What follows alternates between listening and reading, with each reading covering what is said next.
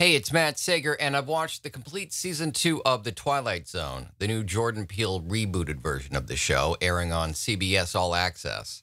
Unlike season 1, this time the season was dumped all at once, Netflix style, so that you can binge, as I have done these last few days. It's not clear that there's going to be a season 3.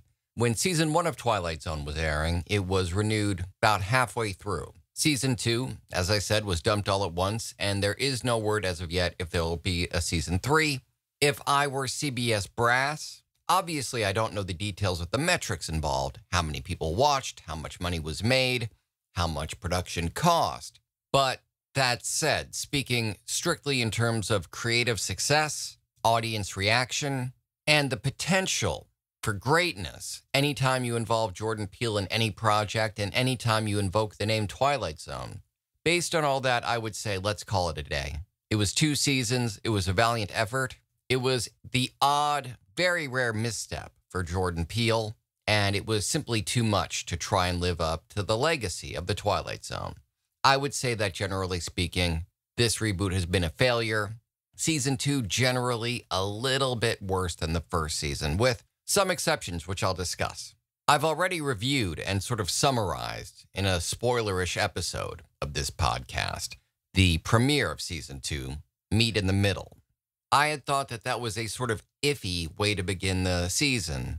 Then with a couple of pretty interesting highs and a lot of terrible lows, I consumed it all and was really disappointed, very surprised at what I perceived to be generally a steep drop in quality from what had been an iffy first season.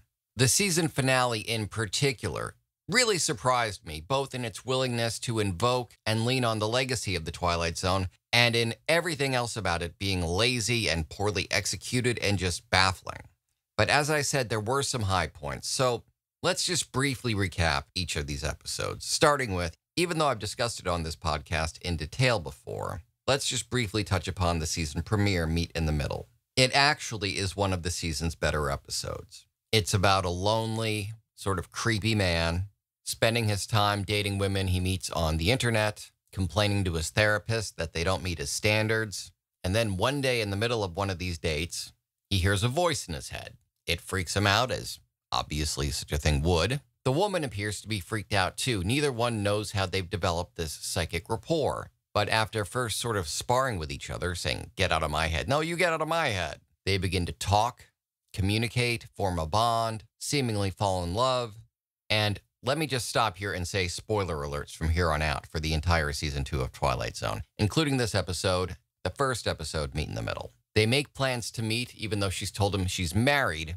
She says she's unhappy. She wants to part from her husband, start a new life, and she can't do it until she meets this guy. So he's on a train. She lives far away from him. Hence the title, Meet in the Middle. They're going to meet somewhere between where she lives and where he lives. And for whatever reason, however this psychic rapport actually started, they don't explain. Maybe it was her all along, and maybe she knew how to project her mind into his, because in fact, the entire thing was a setup.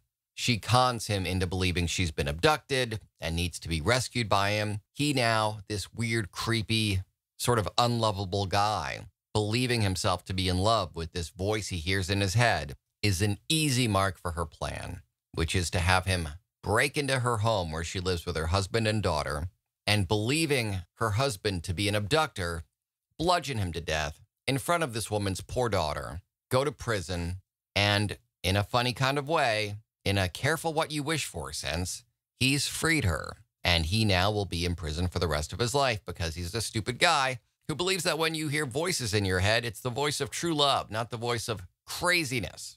And she was the bad guy all along. She is now free to date normal people who don't hear voices in their head. All in all, an actually decent episode. A lot of great performances from leads Jimmy Simpson and Jillian Jacobs. And a tense plot. Like all of these episodes, it's hampered basically by one thing: an overly excessive runtime, resulting in lots of filler. But it's not even close to the worst. Episode 2, Downtime, is where you begin to see a precipitous drop-off in quality. Stars Marina Baccarin, you know, from Firefly, the Deadpool movies. Oh, she's just everywhere. She is a very talented actress who you've seen in tons of stuff. She believes she's living a perfect life that's been going very well, that she's worked on for a long time, and she's finally seeing the fruits of her labor pay off. She's received a big promotion. She's got a husband she loves, and suddenly everything goes nuts. There are giant orbs in the sky. Everyone in the world is going essentially catatonic as they stare up at these orbs. And there are these signals blaring. Downtime ends in X amount of minutes and hours. Downtime. This is where we begin to realize that the Twilight Zone is essentially doing stuff that Black Mirror has done. It is much more of a Black Mirror series than a Twilight Zone series, beginning with this episode. She's a sim. Long story short, she's a sim. A sim created by a man with a wife whom he loves very much, but it's not quite clear what caused him to want to be a sim forever. But he, first off, had a heart attack while his consciousness was uploaded into this sim reality. He'd also apparently committed suicide by drinking a cocktail full of pills. So there is no real world for this sim to go back to. We never meet the man that she was. It's really weird and confusing. A lot of good performances do their best to save a script and a concept that is just muddy and marred and weird. And it's at this point that we realize Jordan Peele, as the narrator, is sort of going, so the sim found a new way to be happy, kind of, sort of, in the Twilight Zone. This is where the narration even goes off the rails, sort of indicating that the show has lost its way. The narration that introduces and closes each Twilight Zone episode speaks volumes about what it is you've just seen or are about to see. And Jordan Peele is as fantastic an announcer as there's been. Obviously, Rod Serling is the gold standard. No one will ever beat that.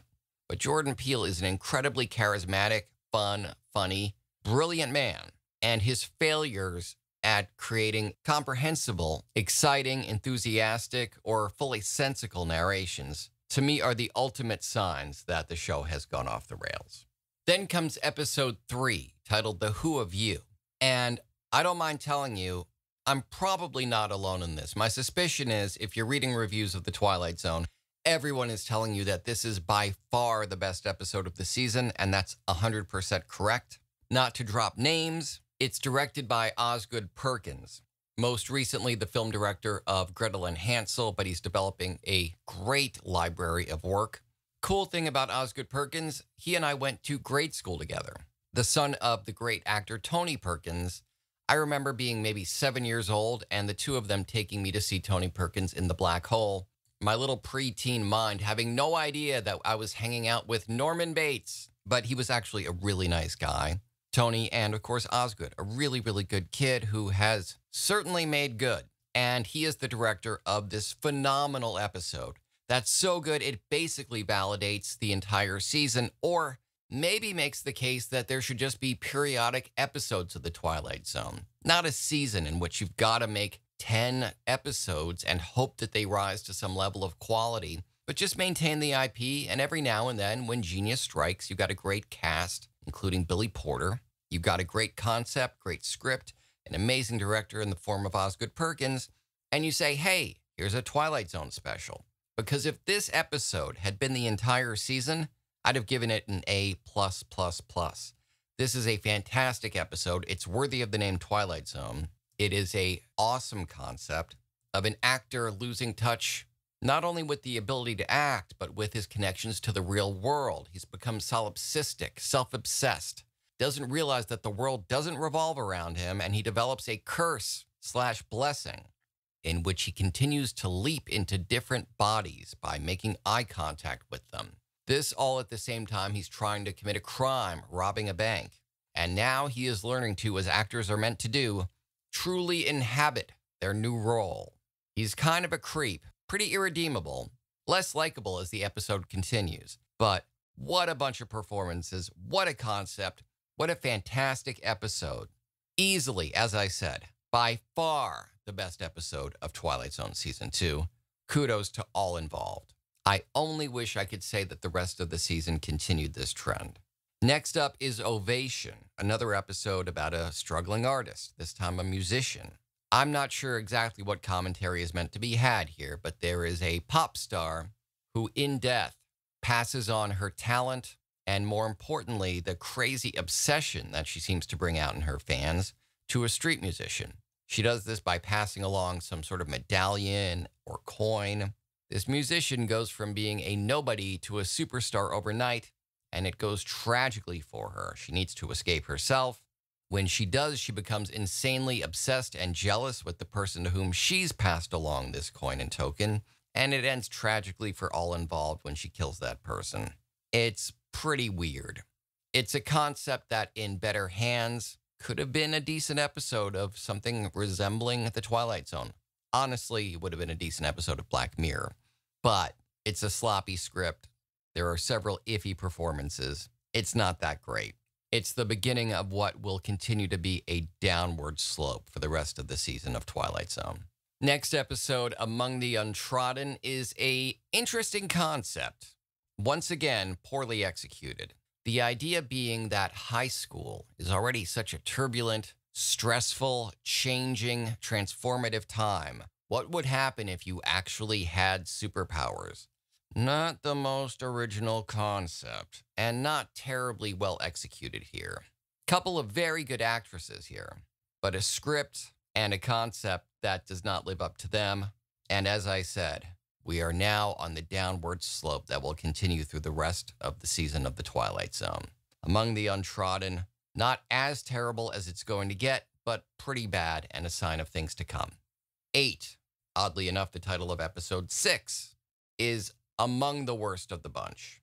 Even though it stars Joel McHale, who generally spruces up a lot of what he is cast, and he's a great charismatic actor, there's no saving this episode. It's an attempt at The Thing and Alien, but the concept is something to the effect of humans and octopi share a similar origin, and octopi can hack computers, and somehow this marks the end of the human race as the leading species of the planet. The octopi rule now.